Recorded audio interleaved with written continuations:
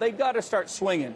Whether it starts with a light zinger or whether you go Chris Christie full bore and you really lay out Trump's kind of failed agenda and lack of agenda for the future of this party. So one way or another, they all are going to have to really get there. The idea that you're going to somehow cater to a Trump voter by not attacking the former president makes no sense, because here's a memo for you. It's a Trump voter. They're voting for the former president. You're not going to win them over. So they got to be able to stand on their own, show leadership, show that you're willing to have the courage to push back, call it like you see it, call the balls and strikes like you see them.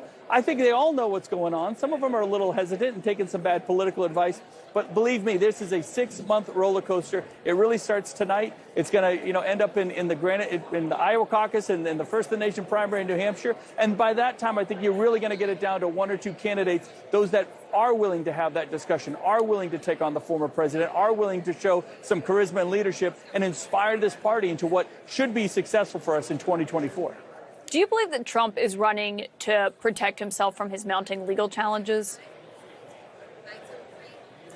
I honestly, does that play into it? No, I don't think so. I think it's just a whole lot of ego.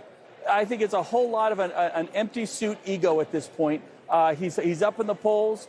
He wants to kind of garner public opinion to his side because that's what he lives on. That's what he thrives on. That's the gas in his tank, so to say. But it's not about the future of this country. It's sure not about the future of this party. So I don't know. I guess everyone has their own theories on it. But for me, it just looks like a lot of ego and narcissism with not a lot behind it.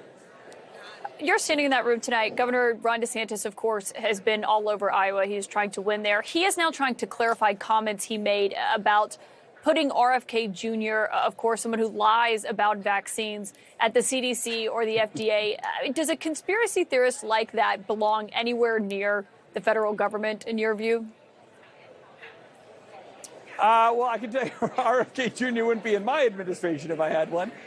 So look, I'm not going to explain Governor DeSantis' comments. I mean, he can explain those for himself. Other than, we're a Republican Party, and we just want good, sound policies on those Republican ideals of limited government, local control, fiscal responsibility. That is the core of what we are. And I get all this, whether you're talking about the woke stuff, whether you're talking about anti-vax stuff, that can get folks excited. I get it. But at the end of the day, that's not what defines us as Republicans. And I think we're going to have a lot of time and a lot of opportunity to bring the party back to its core, back to its base, get rid of